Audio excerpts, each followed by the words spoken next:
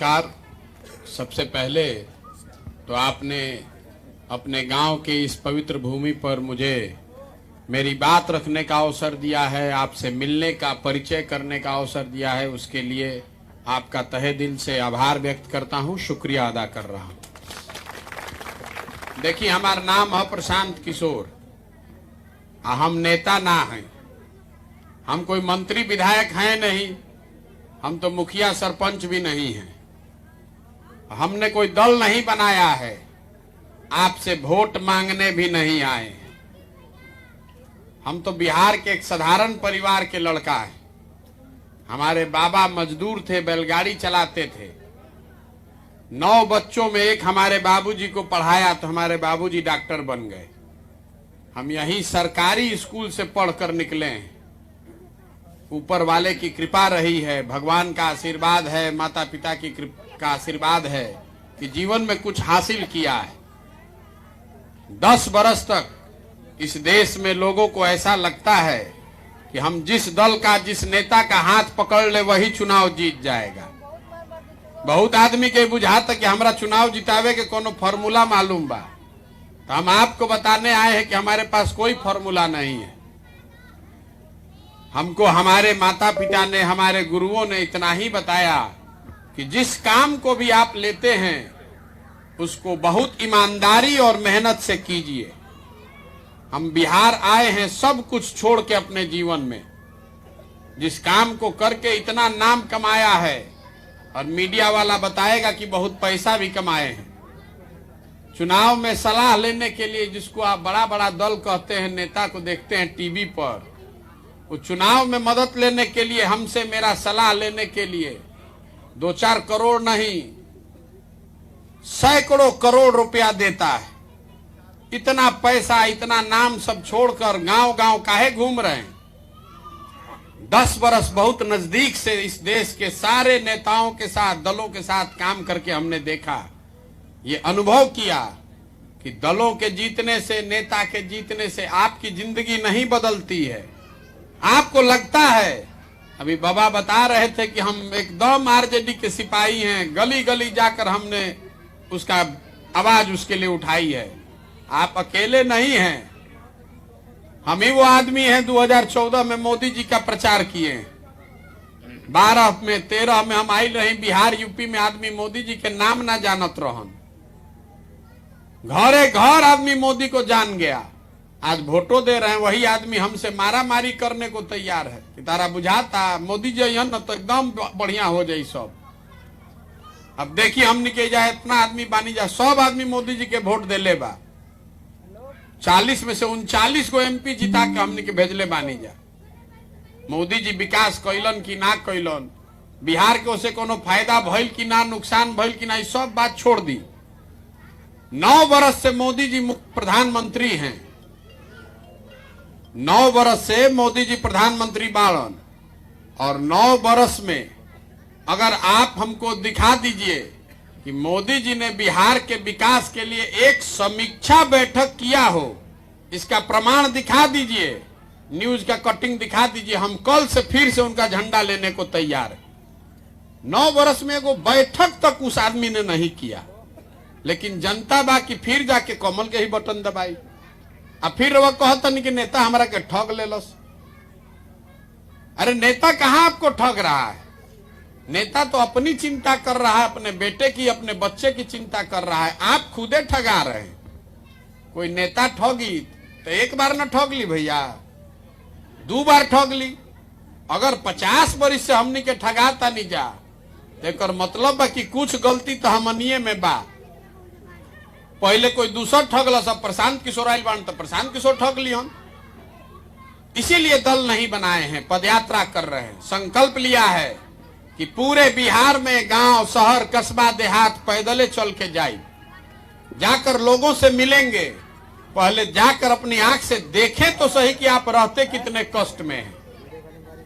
हमने के खिस्सा कहानी में पहले सुनत रही जा कि जे पुराना जमाना में राजा होत रहे, वो रात में भेष बदल के निकलत रही देखे खाती कि प्रजा के का कष्ट बा। अब रात के बाद तो छोड़ दी, जेकरा के हम रउआ मिल के राजा बनावता नहीं जा, उ दिनों में सूद लेवे नहीं खे आवत। अगर कहीं गलती से आइयो गई तो अतना पुलिस और सुरक्षा लेके आवत कि जनता से उनका भेंटे नहीं के। सबे के सुरक्षा के चिंता बा।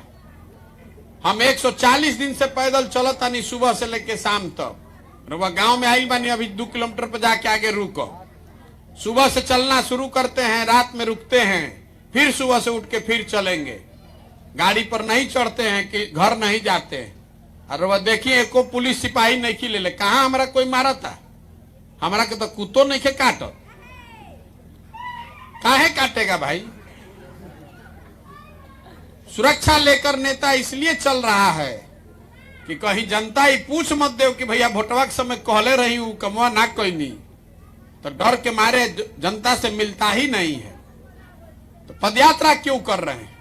आदमी पूछा था कि अच्छा रुआ वोट मांगत नहीं की, हमनी के कोनो काम रुआ करत नहीं की, तो रुआ पैदल काहे चलता नहीं? हम 5000 किलोमीटर चलनी कि 50,000 किलोमीटर? हमारा पैदल चले से राउर गरीबी तो ना दूर होई, रुआ गांव के गली सड़क ना बनी, राउर इंदिरा आवास ना मिली, राउर बेरोजगारी ना दूर होई, राउर लइकन के पढ़े के व्यवस्था ना हुई, तो हम पैदल काहे चलता नहीं? पैदल इसलिए चल रहे हैं कि जिस राज्य में हम लोग रहते हैं, बिहार में, आज से 40-50 साल पहले भी देश का सबसे गरीब और पिछड़ा राज्य था। और आज 40-50 वर्ष के बाद जो लड़का रहे वो जवान हो गई, जवान आदमी बूढ़ हो गई, कितना आदमी की तो जिंदगी खत्म हो गई। आज भी देश का सबसे गरीब, सबसे पिछड़ा, सबसे ज्यादा अशिक्षित, सबसे ज्यादा भूखमरी बेरोजगारी वाला राज्य बिहारे है। सुधरते नहीं थे। रवा कितना साल पहले कांग्रेस के वोट देनी जा हमनी के, ओकरा बाद गरीब के बेटा लालू जी के वोट दियाई, फिर उनका के हटा के आदमी कहल कि पढ़ल लिखल नीतीश कुमार के ले आवो। दिल्ली में रवा मोदी जी के भी बैठा के देख लेनी, बिहार के दुर्गति सुधरत नहीं थे।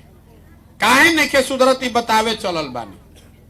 देखिए बिहार में रवा जहां चल जाई 4 आदमी बैठी तो यह बतियाई के एजा कितना दिक्कत बा, एजा इतना भ्रष्टाचार बा, सड़क नहीं खे, नाली नहीं खे, खेत में पानी नहीं खे, 2000 के धान रवा 1500 में बेचता नहीं, लइकन के रोजगार नहीं खे, कुछो नहीं खे। सब रवा बतियाई ए पर चर्चा करब, रवा तो पहले ही से मालूम बा, हम हमें नया क्या बताई। ये सब बात आप 5 बरस बात करते हैं, लेकिन जहिया वोट होई वो दिन सब बात भुला जाए। बिहार में वोट के दिन आदमी के 4 गो बात याद बा। पहला बात, हमार जात का बा, के हमारा जात के खड़ा बा, चलो ओकरा के वोट दियाई। जे जात से बच गई ओकरा के हिंदू मुसलमान भारत पाकिस्तान के नाम पर वोट लिया था। काल तक रउआ संकल्प ले ले बानी कि अब की हाली ना दे मोदी जी के वोट। ये जब भाजपा के एमपी जीत के 5 वर्ष मुंह नहीं खे देखले, रोड खराब बा, स्कूल नहीं खे, कोई काम नहीं खे भई। आ जहिया वोट होई तो आदमी हल्ला मचाई, अरे भाई सब हिंदू एक हो जा, मुसलमान ना जीते के चाहिए। एहू से ना भलते आदमी कहता कि अरे भाई नीचे उठकर ऊपर देखो, ऊपर मोदी जी के देखो। जब पाकिस्तान के सबक सिखावे के बाद तू रोड में अजुराइल बड़ा, चलो जल्दी भाजपा के वोट दो। तो जे जात से बच गई धर्म में फंस गई। जे दोनों से बच जाता तो बिहार में जनता का एक बड़ा हिस्सा ऐसा है जो कहता है कुछो हो जाए ललटेन ना आवे के चाहिए, ललटेन से बड़ा डर बा। तो सब बात भुला के जाके फिर भाजपा के वोट दी, भैया ललटेन के रोको कैसा हूं। और चौथा हम लोग का मुसलमान का वर्ग है, ये लोग कहते कि भैया जी ही चाहे मरी, भाजपा के ना वोट दे सकी जा। भाजपा तो मुसलमान विरोधी पार्टी बा। तो बिहार में बचल के, बिहार में तो 2 गो दल बा, एगो मोदी जी के भाजपा, एगो लालू जी के ललटेन। नीतीश कुमार के तो कोनो दले नहीं खे, कभी ललटेन पकड़ के लटकियन, कभी कमल के फूल पर बैठ के पवरियन, रवा पते नहीं गई कि जो यहन कहा। एक खाली रवा ललटेन पर हम सब है, हमनी के लागल जितावल तो उछल के बेंग जैसन चल गए कमल पर। अब की हाली कमल समझ के रवा वोट देनी तो आके चमगादड़ ऐसा लटक गई ललटेन पर। तो मुसलमान कह रहा है कि भैया जिए चाहे मरे, भाजपा को दे नहीं सकते हैं, तो ललटेने लौकत यही में दियाई। रवा ईमानदारी से बताई यही 4 चीज पर सबे वोट देता भाई। तो काहे के माथा पीटो तानी, काहे के माथा पीटो तानी कि बड़ा भ्रष्टाचार बा, पढ़ाई नहीं खे या रोजगार नहीं खे। अरे भाई जब रउआ जानत तानी, हम जानत तानी, तो नेतो लोग जान रहल बा। उनको मालूम बा कि बिहार के जनता कतनो बतिया ले, हंस के गा के गरिया के भोटवा तो यही 4 चीज पर पड़ी। तो काहे के काम हो को, काहे के काम होई भाई। तो जितना आदमी हमनी में जात पर वोट देता हम ओकरा के बतावे आइल बानी कि देखी रउआ कहता नहीं कि नेता जात के राजनीति करता। हम आपको कहने आए हैं कि जात का राजनीति नेता नहीं कर रहा है। सबे कहते कि लालू जी जात के राजनीति करता हूं। हम रोज मन से कहते हैं कि लालू जी बिल्कुल जात का राजनीति नहीं करते। जात का राजनीति अगर लालू जी करते तो ये न कहते कि भाई यादव समाज में जो सबसे काबिल आदमी है वो बिहार का नेता बनेगा, सब यादव जी लोग आप लोग वोट दीजिए। लालू जी कहाँ कह रहे हैं? लालू जी ये कह रहे हैं कि हमारा लड़का नेता बनेगा, सब यादव जी लोग आप लोग वोट दीजिए। इनमें कोनो गलतियों नहीं खे भाई। सबके अपन लड़का के चिंता होके के चाहिए। लालू जी अकेले बाड़न। मांझी जी कहता कि हम रह, हमारा बाद हमारा लड़का रही, कुल भूया समाज के आदमी हमला के वोट दो जा। कोई पंडित हो गई तो पंडित के नेता कहता कि हम रह, हमारा लड़का रही, कुल पंडित जी लोग तो लोग वोट दो जा। यही हाल है जो कुशवाहा का नेता है, जो राजपूत का नेता है, जिस समाज का जो नेता है वो जब नेता बन गया तो वो जात और जमात नहीं देख रहा है, अपना और अपना परिवार देख रहा है। ये आपको लग रहा है कि हमारे जात का नेता है। अगर जात के राजनीति होई तो कम से कम वो जात के लोग के तक कल्याण हो जाये, उस जात के लोगों का तो कल्याण हो जाता। जगन्नाथ मिश्र इतना दिन रहन, कुल पंडित जी लोग धनी हो जातन जा। लालू जी इतना दिन से बालन, सब यादव जी लोग कष्ट उनकर दूर हो जाये। ये आपके हमारे मन में है। नेता नहीं जात की राजनीति कर रहे हैं, नेता अपना और अपने परिवार की राजनीति कर रहे हैं।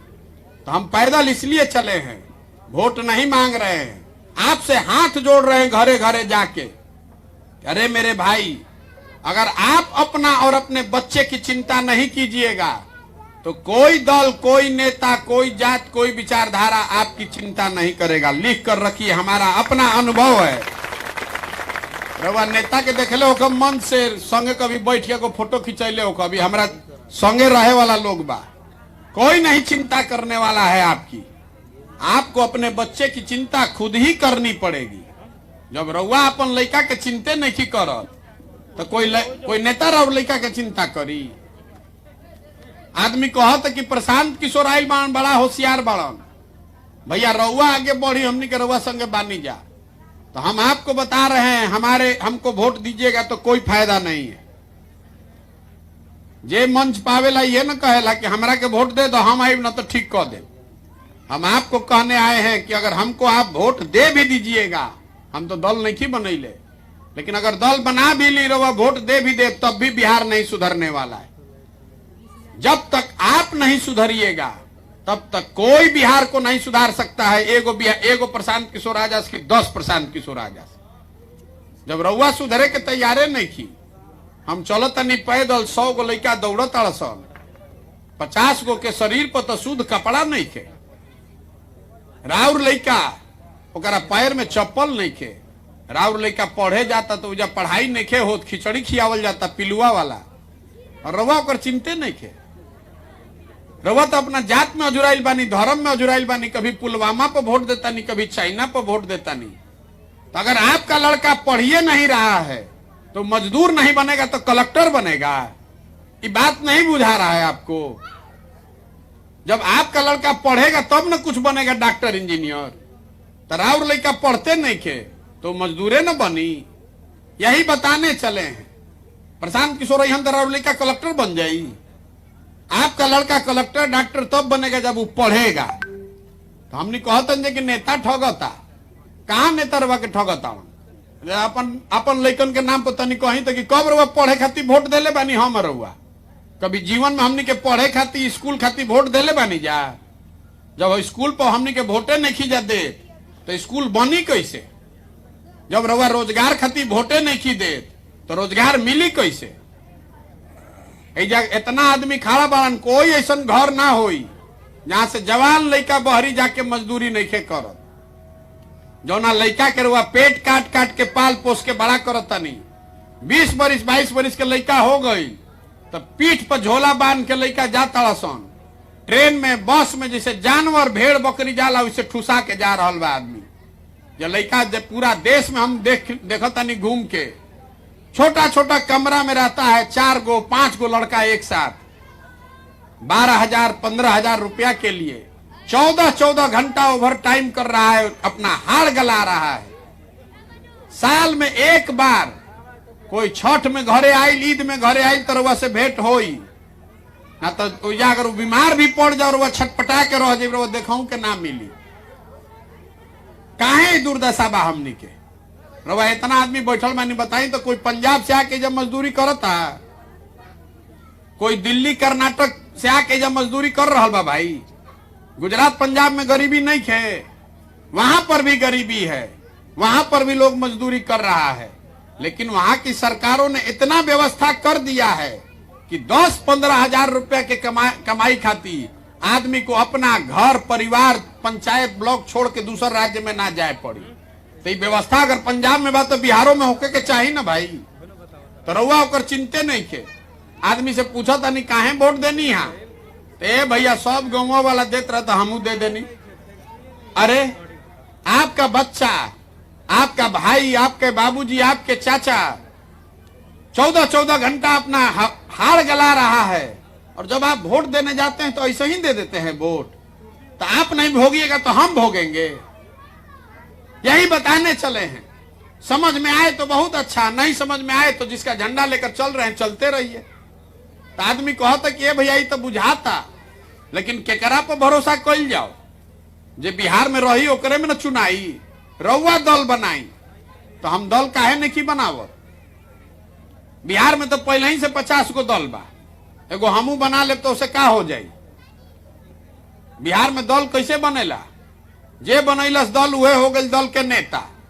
आइयो कह दिलस कि हमारा बाद हो हमार बेटा, आ जितना तू लोग आदमी बाड़ा जाओ झंडा लेके ढो जा हमार जीवन भर। ये दल नहीं है, ये विकल्प नहीं है, ये तो परिवार का शासन है।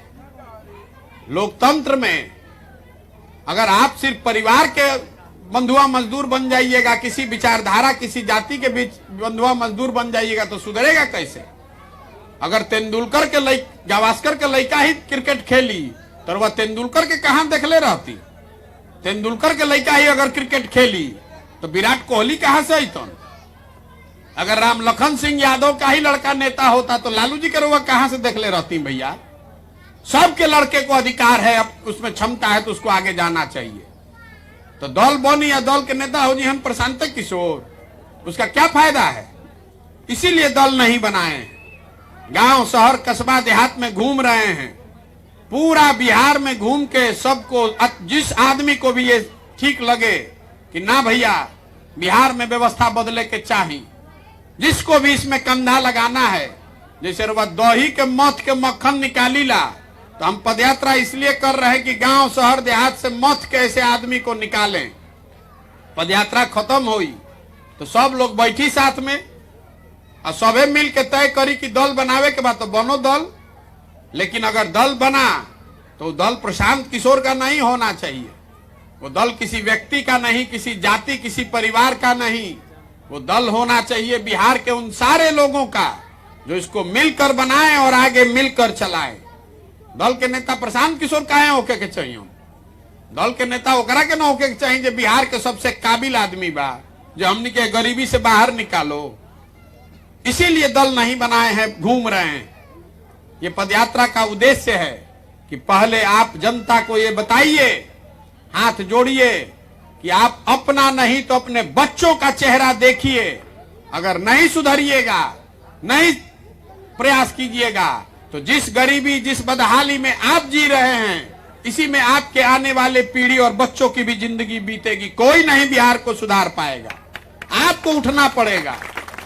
और दूसरी बात, अगर जनता जागियो गई तो गलत आदमी को चुन न दे, इसलिए समाज से सही आदमी को ढूंढ कर निकाला जाए और वो लोग मिलकर विकल्प बनाएं ताकि जनता गलत आदमी को न चुने। अब पदयात्रा का अंतिम उद्देश्य ये है कि गांव शहर कस्बा में जब हम घूम रहल बानी, हर पंचायत के विकास का अगले 10 साल का योजना बनवा रहे हैं। जब रउआ गांव से जाता नहीं तो आदमी बता रहल बा कि का कष्ट बा। हमारा संगे 200-250 जो काम कर रहल बा आदमी, वो आके गाँवे गाँवे लिखत हन कि कौना बात के दिक्कत बा रउआ। तो पदयात्रा जब खत्म होगी तो बिहार के हर पंचायत का अगले 10 साल के विकास का योजना बनाकर जारी करेंगे। इना कहब खाली कि जा रोड राउर खराब बा, रोड बना दिहल जाए। रोड टूटा हुआ है, नाली गली नहीं है तो बनना ही चाहिए, लेकिन वो विकास नहीं है। उस योजना में आपको बताएंगे कि आपके पंचायत में आपके बच्चों के पढ़ने के लिए अच्छी व्यवस्था कैसे बनाई जा सकती है। उस योजना में आपको बताएंगे कि आपके यहाँ खेती किसानी करने वाले लोगों की आमदनी को बढ़ाने के लिए 10 वर्ष में क्या किया जाएगा। आपको ये बताएंगे कि आपके पंचायत में 500 से 1000 नया रोजगार का अवसर कैसे पैदा किया जाएगा। जब पदयात्रा खत्म हुई तो योजना बना के जारी करब। रउआ ओकरा के पढ़ी, देखी, मूल्यांकन कीजिए, चर्चा कीजिए। अगर ठीक लगे तो अपनाइए और नहीं ठीक लगे तो फाड़ के फेंक दीजिएगा। इसीलिए पूरा पदयात्रा कर रहे हैं कि लोगों को समझाएं, और लोग अगर समझ जाए तो लोगों की मदद से एक विकल्प बनाएं और दोनों हो जाए। रउआ सरकार में आ भी जाए तो भी अगर आपके पास अगर योजना नहीं होगी, सोची समझी रणनीति नहीं होगी, तो आप बिहार का विकास नहीं कर पाएंगे। अब आप बताइए कि प्रयास होना चाहिए कि नहीं होना चाहिए। तो रउआ सभी एगो वोट करवाई, हम एक सवाल पूछेंगे, अगर आपको अच्छा लगे हाँ बोलिए, ना अच्छा लगे तो ना बोलिए, लेकिन दोनों में हाथ उठावे के पड़ी। है कैमरा में रिकॉर्ड होके के चाहिए।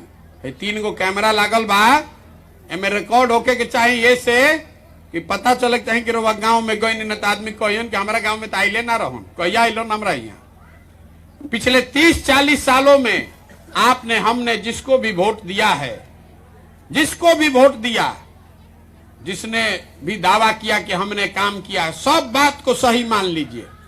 मान लीजिए कि उन्होंने सब काम किया, मान लीजिए कि उनका जो दावा है वो भी ठीक है, तो भी आज बिहार देश का सबसे गरीब और पिछड़ा राज्य है।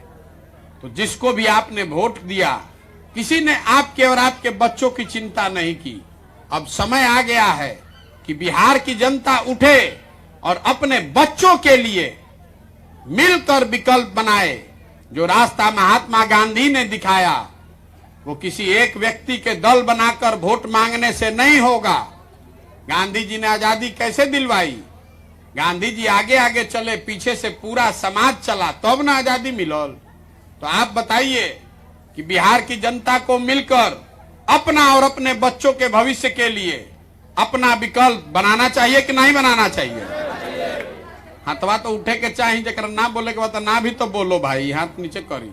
बिना हाथ उठेले बिहार सुधर जाई। वोट दीजिए, हाँ बोलिए तो हाँ, ना है तो ना भी बोलिए, कोई दिक्कत नहीं है। बिहार की जनता को मिलकर अपना विकल्प बनाना चाहिए कि नहीं बनाना चाहिए? आदमी कहता बनावे के चाहिए, लेकिन फिर आदमी यो कहते कि अच्छा बन जाए भैया दल तो हमने के चुनाव कैसे जीतल जाए। आपको वो भी बताने आए। देखिए, लोकतंत्र में जनता हनुमान है। रउआ अपन शक्ति के भुला गई बानी। आप में वो ताकत है। अगर आप खड़े हो जाइएगा तो कोई समीकरण, कोई जन बल धन बल टिकने वाला नहीं है। लोकतंत्र में जन बल के आगे कोई बल नहीं है। आज हमरा के तनको मन का जानता, ओकरा ई मालूम बा कि प्रशांत किशोर के और कुछ आवे चाहे ना, चुनाव लड़ावे आवेला। इस पदयात्रा के बाद जिसको भी समाज अपने बीच से चुनकर निकालेगा, वो अगड़ा हो, पिछड़ा हो, अमीर हो, गरीब हो, हिंदू हो, मुसलमान हो, महिला पुरुष, जिसको भी समाज चुनकर निकालेगा कि ना भैया है आदमी ठीक बाड़न, उसी आदमी के पीछे पूरी ताकत, शक्ति, पैसा, बुद्धि सब लगाएंगे और आपके आशीर्वाद, आपके सहयोग से उसको जिता कर लाएंगे। तभी बनेगा जनता की सरकार। बिहार के अगर सुधारे के बाद तो हजारों अच्छे लोगों को वार्ड सदस्य जिताना होगा। अगर बिहार को सुधारना है तो 5000, 6000 अच्छा आदमी के मुखिया और सरपंच बनावे के पड़ी। अगर बिहार को सुधारना है तो जिला परिषद और विधायकों को अच्छा बनना होगा। खाली मुख्यमंत्री बदलने से बिहार नहीं सुधरने वाला है। पूरा व्यवस्था में घून लाग गई बा, नीचे से लेके ऊपर तक सब लूटिए रहा है। जो में सही आदमी बा वो घून में पिसाता। जिस शिक्षा व्यवस्था को लेकर लइकन के पढ़ाई खातिर वह रोज चर्चा करता नहीं कि भैया इजा कहीं पढ़ाइए नहीं के हो, उसी पढ़ाई पर, उसी शिक्षा व्यवस्था पर हर साल बिहार सरकार आपका हमारा 40,000 करोड़ रुपया खर्चा कर रही है। 40,000 करोड़ रुपया खर्चा होता है स्कूल पर, और 40 गो लड़का भी पढ़ के ठीक से निकलत नहीं कर। तो कितना लूट बा, कितना कुव्यवस्था बा। तो अगर इसको सुधारना है तो नीचे से ऊपर तक सब सुधारना पड़ेगा। इसीलिए पदयात्रा कर रहे हैं। ये दल बनाकर चुनाव लड़ने का अभियान नहीं है। समाज में जमी हुई काई के तरह जाके उसको घरे घर साफ करने की बात है। हमारा के आदमी कहते कि बहुत भैया भीड़ नहीं खे, 50 आदमी के संगे घूमता नहीं। अरे मेरे भाई, हमको रैली करने आता है। गांधी मैदान में कैसे भीड़ जुटी हो हमरा मालूम बा। जेकरा भीड़ ना जुटे ओकर जुटावे के काम हम करत रही। हमको मालूम है कि लोग कैसे रैली में बुलाए जाते हैं। ये रैली करने का अभियान नहीं है। घरे घरे जैसे रवा काई लाग जाला फर्श पर, तो बैठ के ईटा से रगड़ के छोड़ाई ला, वही ये प्रयास है कि गांव गांव जाएं, लोगों को समझाएं, ये बताएं कि आप अपने और अपने बच्चे के लिए खड़े होइए। किसी जाति, किसी धर्म, किसी विचारधारा, कोई मोदी, कोई लालू, कोई नीतीश, कोई प्रशांत किशोर को वोट मत दीजिए। अपने बच्चे के लिए वोट दीजिए, तभी सुधर पाएगा, नहीं तो नहीं सुधरेगा। हमारा लड़का तो भारत के सबसे बढ़िया स्कूल में पढ़ा था। आपका लड़का पढ़िए नहीं रहा है। आपका बच्चा पढ़ लिख कर मजदूरी कर रहा है, और आप अगर नहीं जगिएगा तो कौन करेगा ये काम? कोई मंगल ग्रह से आके बिहार के सुधारे वाला नहीं खे। हम मनिए के जागे के पड़ी। पंजाब को पंजाब के लोगों ने बनाया है, बिहार के लोग जाकर थोड़े ना बना दिए हैं। तो अगर बिहार को सुधारना है तो बिहार के लोगों को प्रयास करना पड़ेगा। यही करने के लिए निकले हैं। आपसे वोट नहीं मांगे, चंदा हम किसी से लेते नहीं हैं, किसी का एक कप चाय भी नहीं पीते हैं। अपना चाय, अपना खिचड़ी, अपना टेंट तंबू लेके साथे चलता नहीं आपसे। और नजर घुमाकर देख लीजिए, कहीं अपना एक फोटो भी नहीं लगाते हैं। आपसे मिलने आए हैं, आपसे आपका आशीर्वाद लेने आए हैं। ये कठिन काम है। 5,000 किलोमीटर चलिएगा, 1.5-2 बरस गांवे गांव जाना इतना आसान नहीं है। 50 वर्ष में किसी का हिम्मत नहीं पड़ा है बिहार में ये करने का। हम करने निकले हैं। ये होगा तब जब ऊपर वाले की कृपा हो और आपका आशीर्वाद हो। तो अगर आपको लगता है कि जो काम हम कर रहे हैं ये ठीक काम बा, बिहार के बच्चों के भविष्य के लिए है, समाज के भले के लिए है, तो एक बार हाथ उठाकर आशीर्वाद दीजिए। आशीर्वाद दीजिए कि इस काम को सफलतापूर्वक कर पाए। है ना आपका आशीर्वाद? होके ना प्रयास, होके ना प्रयास भैया। एक अंतिम बात कहकर खत्म करेंगे। हम लोग के बच्चे जब बिहार से बाहर जाते हैं, कोई पढ़े जाता, कोई मजदूरी करे जाता, नौकरी करे, तो बाहरी जाता नहीं जाता कहता सन बिहारी मतलब बेवकूफ, बिहारी मतलब अनपढ़। हर दिन पूरे भारत में बिहार के लोगों को बिहारी कह के जलील किया जाता है। हम लोग सब बेवकूफ नहीं हैं। यहाँ के नेताओं ने, व्यवस्था ने हम लोग को बेवकूफ बना दिया है कि तो ज्ञान की भूमि रही है। देवताओं को भी बिहार में आकर ज्ञान मिला है। एक बार आप जग जाइएगा तो आप में वो ताकत है, इस मिट्टी में वो ताकत है कि आप और हम वो व्यवस्था बना सकते हैं ताकि हम लोग के बच्चों के पढ़ाई और रोजगार की व्यवस्था बिहार में हो सके।